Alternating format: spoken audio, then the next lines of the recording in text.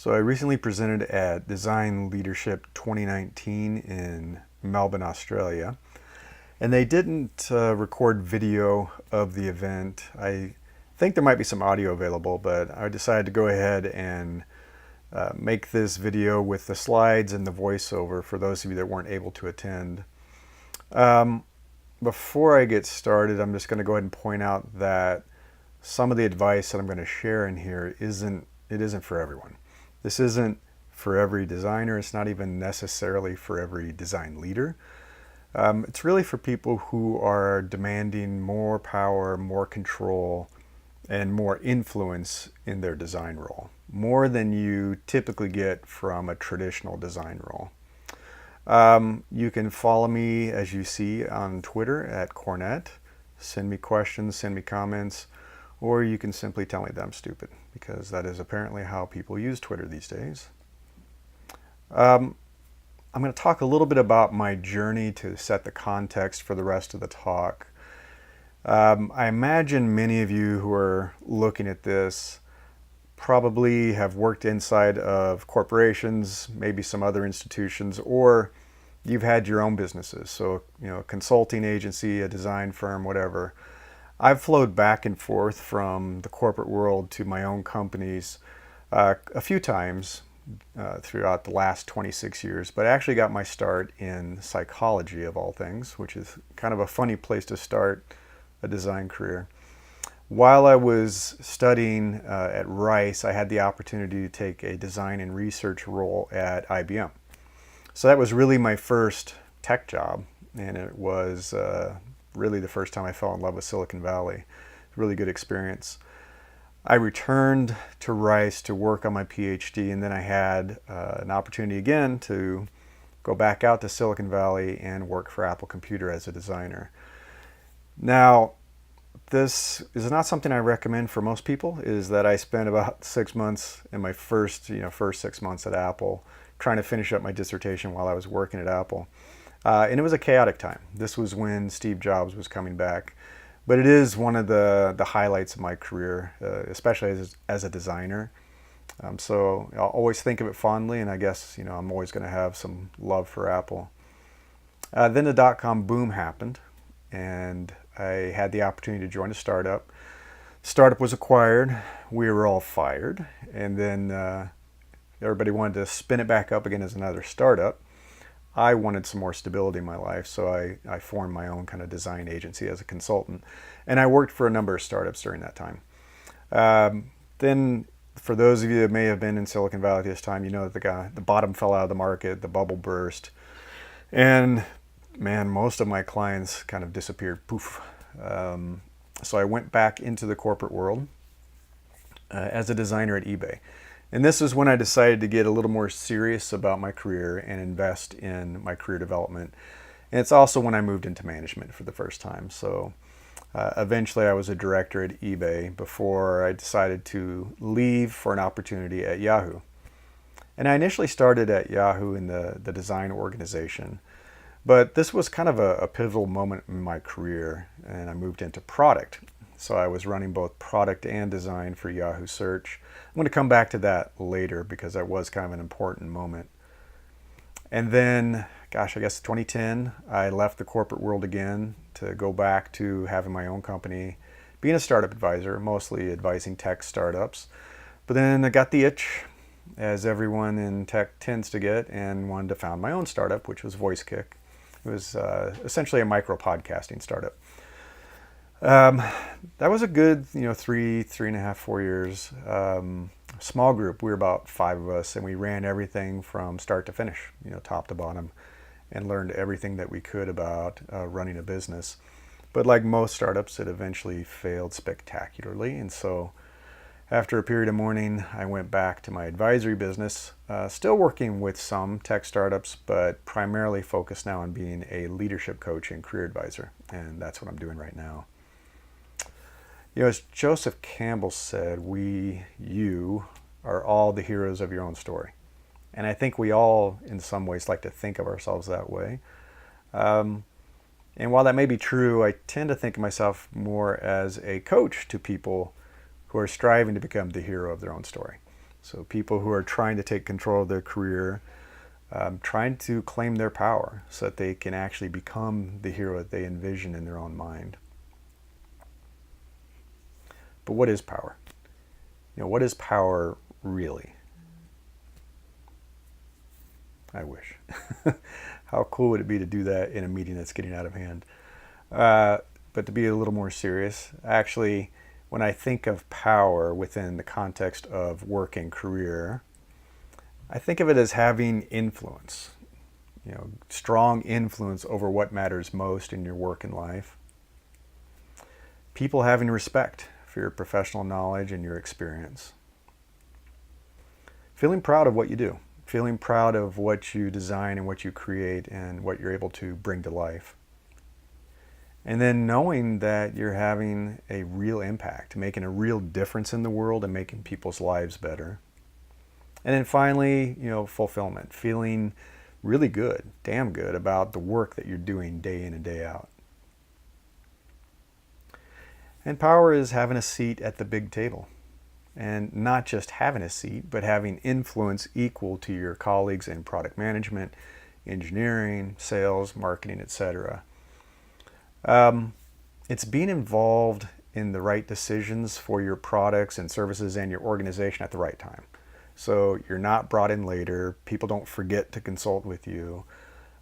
People don't forget to bring you to the important meetings where things are being decided about your products and your organization.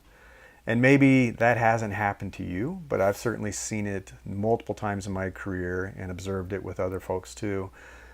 Design brought in later, design brought in after the business use cases were decided, after the product features were settled, and brought in to, make it look better and make it a little more usable and apply some fit and finish work. I've been in meetings where design and research presented, and then they were asked to leave the room, so that the grown-ups could make a decision about what was going to come next. Just recently, one of my clients was talking about being left out of critical meetings. Didn't even know that they were happening. It's like, hey, designer, this is a business decision, and you and your team can redesign things later. And then I can't tell you how many times product management would meet with engineering and forget to invite their designer and researcher. Or big reorg decisions. Reorg decisions being made and design not part of that decision. Design not even informed that it was coming until the decision was made, and then they were told about what the new organization was going to be. When you claim your power, that all changes. You have a seat at the table, and not only do you have a seat, they actually want you at the table, and I've experienced that firsthand. Earning the seat certainly isn't easy. It may be easier at some companies versus others, or under some leaders versus others, but it does require expanding your knowledge, sometimes uncomfortably so, beyond design. It also requires knowing more, not just kind of dabbling here and there, and then learning so much and being so involved that you can't help but relinquish some of your design involvement. You simply cannot do it all. You have to give up some of your design knowledge and skills in order to gain others. And these are just some of the skills and the knowledge that I had to acquire to earn that seat and keep that seat at the table. Now, if I had continued to focus only at this level and play only here, I wouldn't have earned that seat. Matter of fact, my career probably would have stalled right about there. There's no way I would have been able to found my own startup and raise investment and build a team. I wouldn't have been invited to sit on the boards of other companies. I would not have claimed the full power and potential of my career.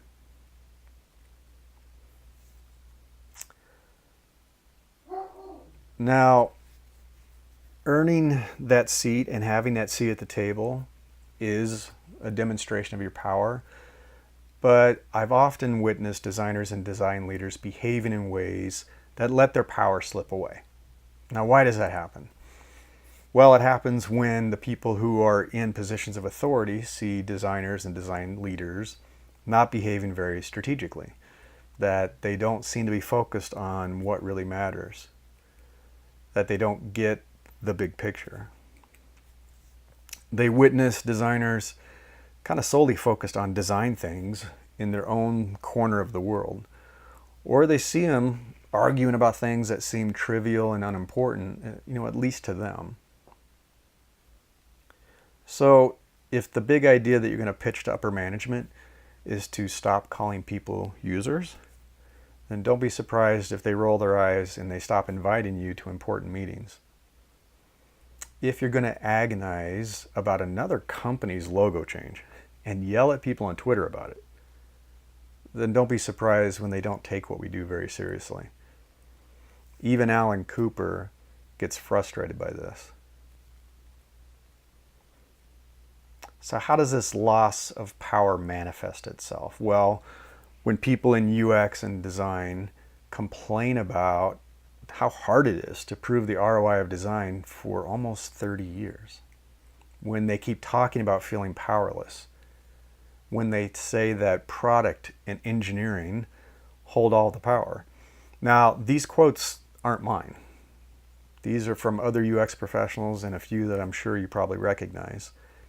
I imagine that some of you are leading design teams yourselves, and I wonder how often you've heard designers complain about things like this. It's not being built the way I designed it. People aren't listening to me. I wasn't invited to that meeting. Everyone has an opinion about my design. This has been going on for decades.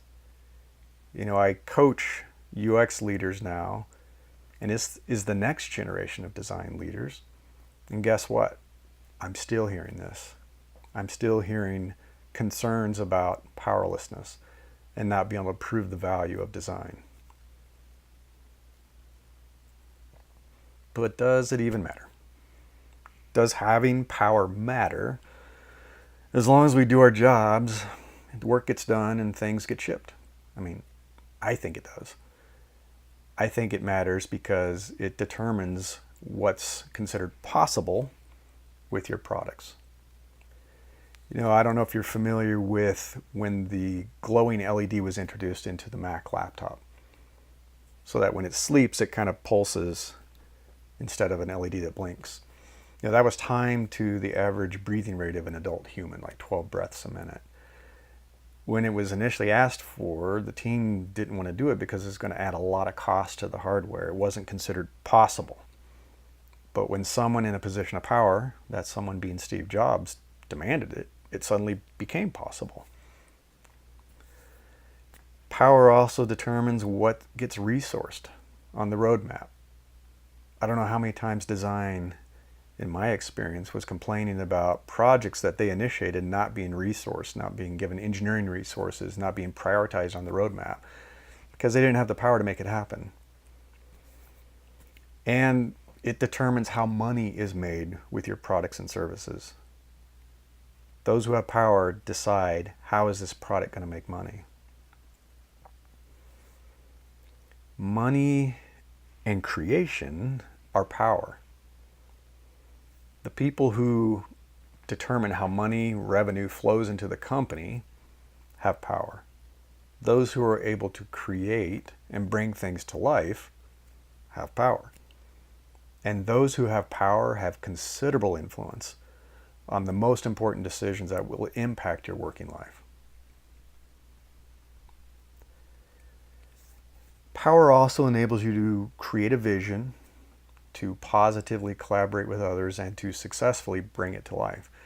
And actually, this statement isn't quite true. I've often thought of the high-level mission of design as creating profitable experiences that delight.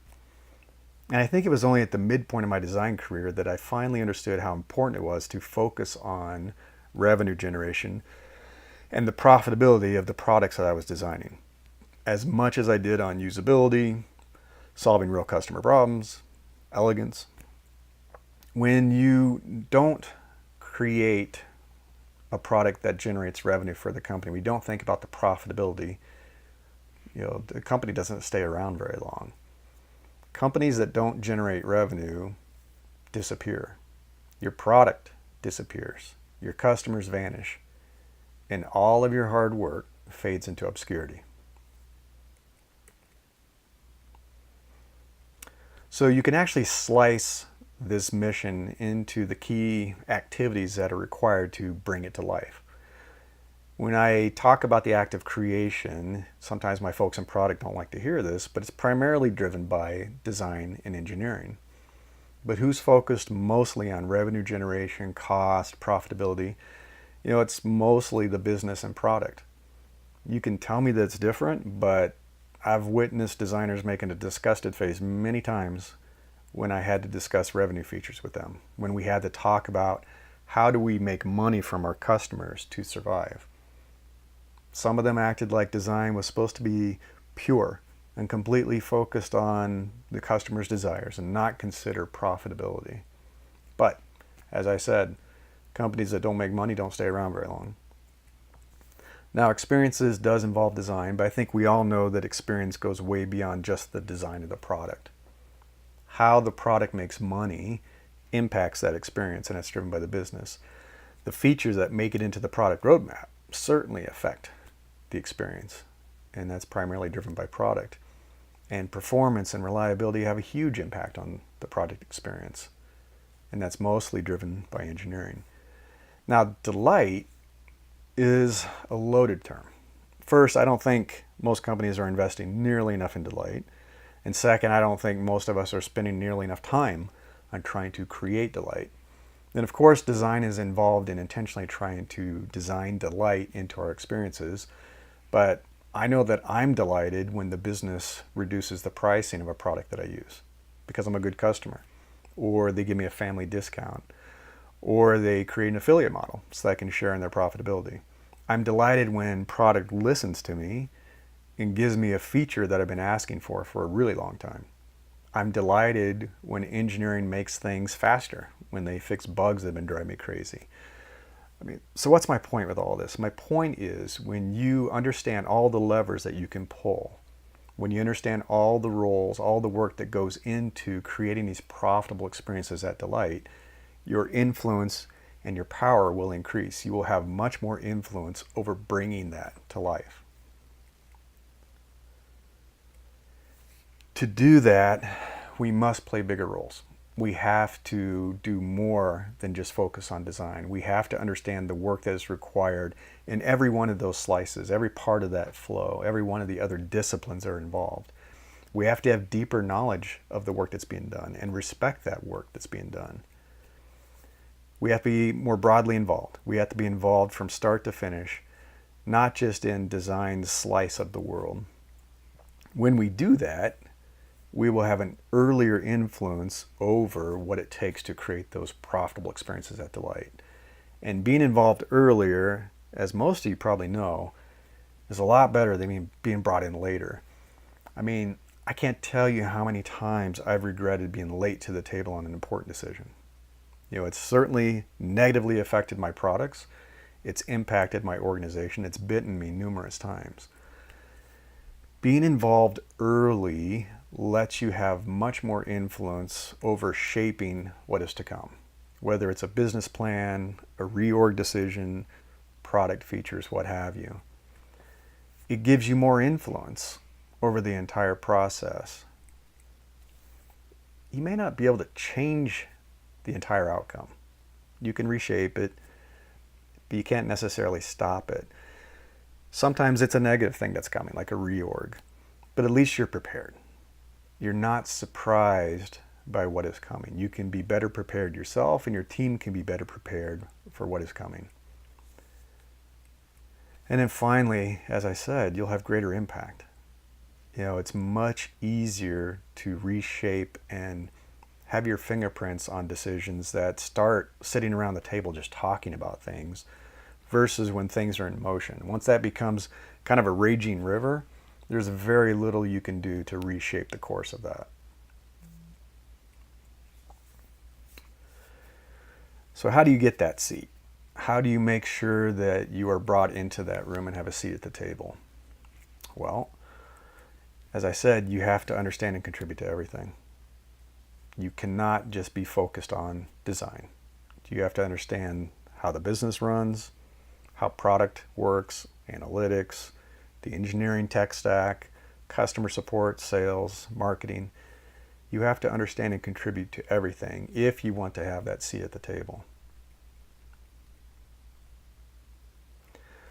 I've been told at numerous points in my career that I didn't talk like a designer.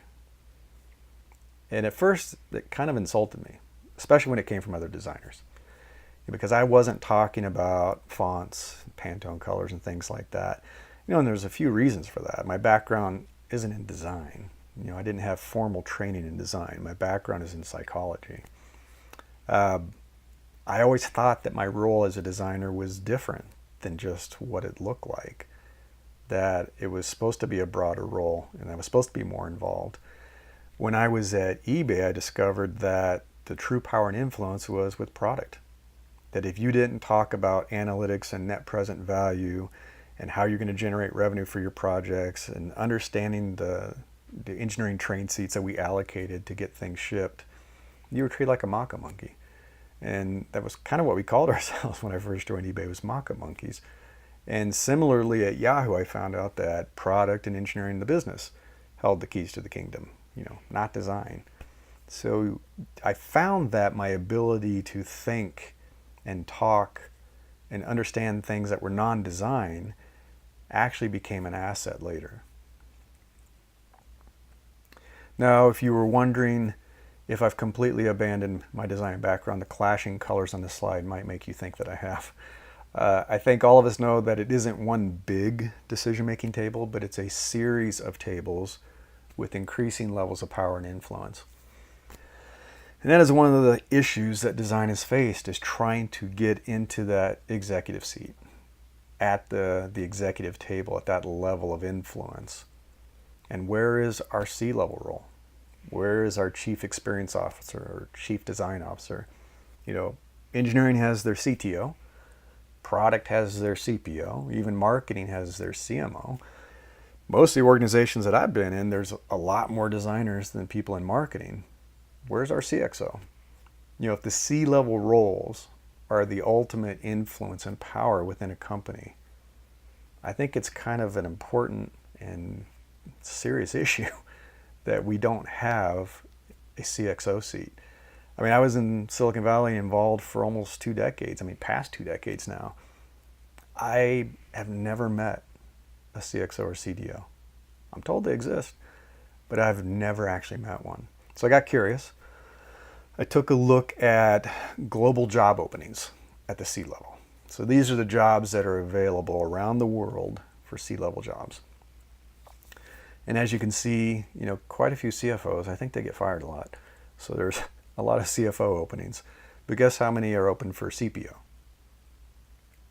Just 84. Not almost 3,000 like a CFO, 84. Guess how many CXO or CDO jobs there are? That would be 0. And I searched for every permutation of title that I could. Chief Experience Officer, Chief Design Officer, Chief Design Engineer. I looked and looked. Could not find a single job opening for a C-level role for design or user experience. Rather telling. So coming back to the how. How do you earn that seat at the table? Well, at the IC level, it's about increasing your knowledge of the other disciplines. Learning as much as you can without dropping the ball on your design knowledge. When I was at Apple, there was an engineer I was having some issues with. I would share requirements and specifications with him, and he would kind of just not listen. He'd even make fun of some of my requests. I found an engineering ally who helped educate me and taught me how to ask the right questions and how to formulate those questions. I bought all of the tech books that Apple had. So I learned everything I could about the operating system and the Finder. I looked at the code, the API, all the calls I could make, the data that would get returned. And I went back with this knowledge to talk with this engineer and talked about another request. I asked for something, he pushed back again, and I said, well, couldn't you just make this call to get this data, transform it, and then we could present what we want in the interface? And he stopped talking, he kind of blinked a few times and looked at me funny, and he said, yeah, I guess you're right. Okay. And that was the last time that I had trouble with him. At the management level, it's about expanding your responsibility. I talked about this at eBay, that we learned as much as we could about what the product and business were doing to get projects allocated to the roadmap. So we learned about analytics and net present value and how to prove revenue generation. We looked at scoping engineering resources for those projects, and we actually got projects on the roadmap that generated real revenue for the company. So we tracked that impact. And I'm not talking about design impact. I'm talking about product metrics and business impact, how much revenue we were driving for the company. It was considerable, and it totally changed the conversation. It totally changed the influence that design had within the company.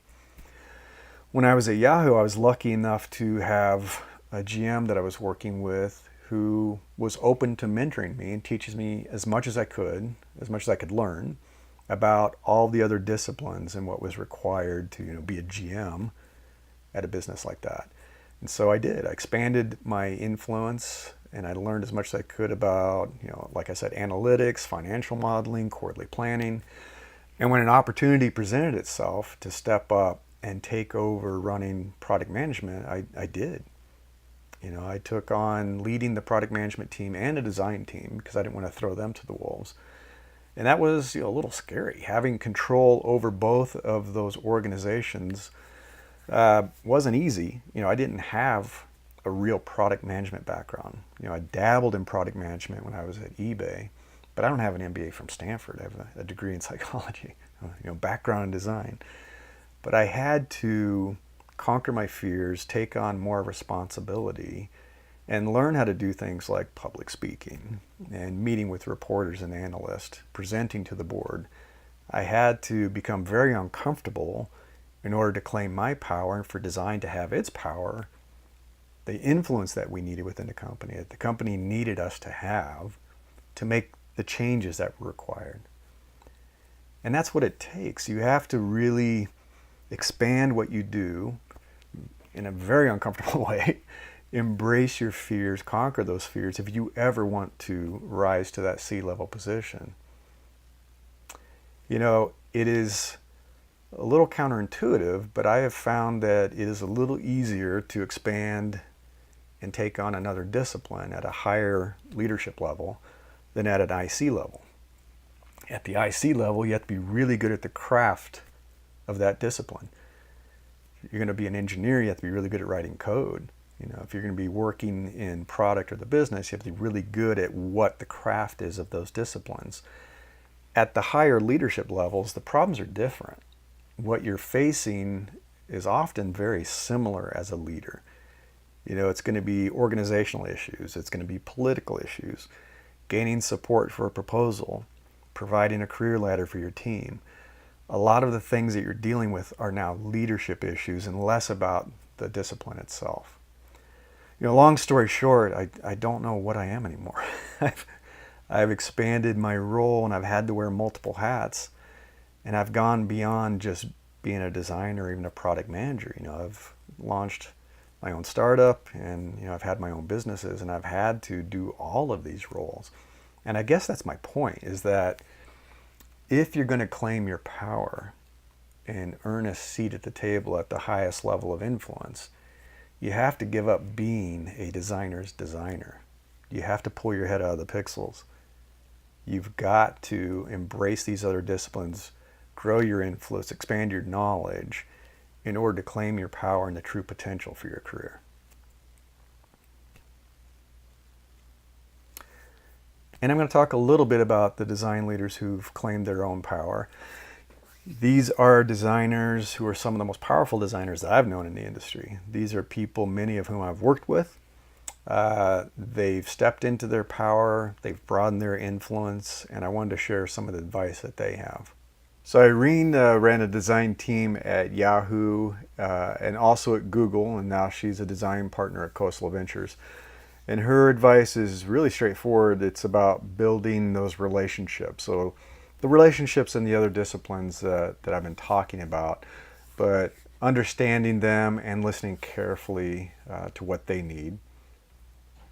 I worked with Ashanta at eBay as a design leader, And Ashantha is a design leader who's moved into product. So he's a chief product officer at Shutterfly now. And he does talk a lot about elevating the impact of design to that strategic level to really demonstrate the value of design in terms of its impact on the product and the business. And if you do that, you will earn your seat at the table.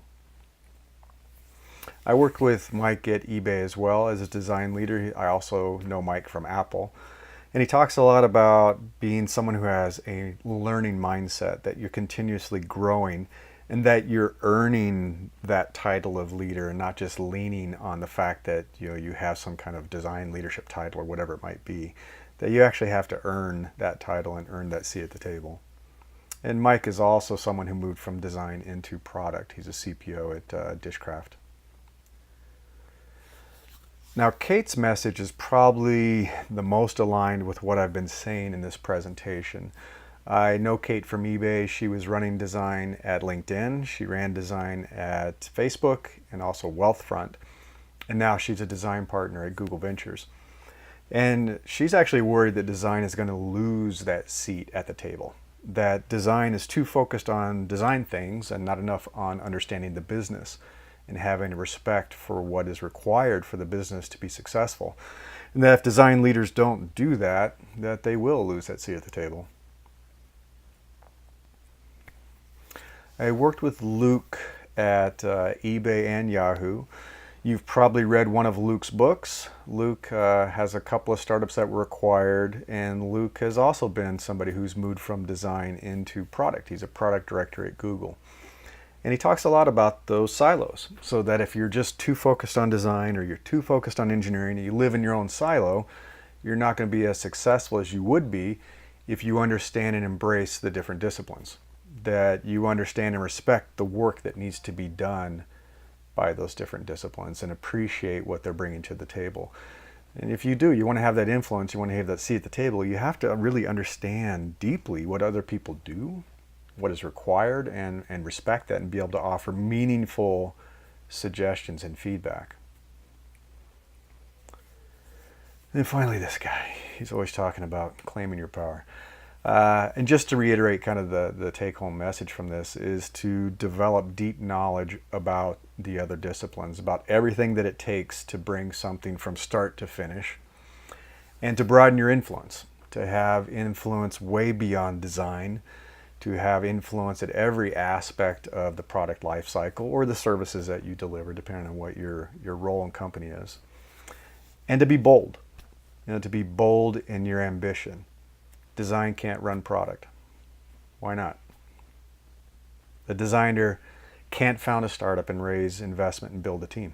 Again, I say, why not?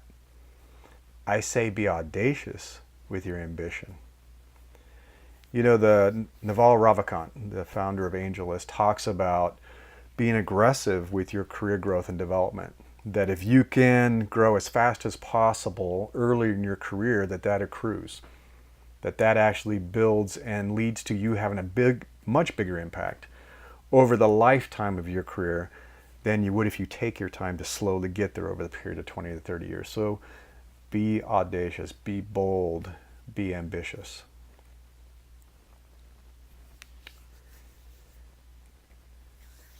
I should be clear about something. I'm not saying that it's an or, that you need to abandon design to move into another discipline. It's more like minoring in design instead of majoring in design. If you're a design leader, you've majored in design, and now to move into a different level of power and influence, it's about treating design more like a minor and majoring in another discipline to grow your influence and to grow your leadership.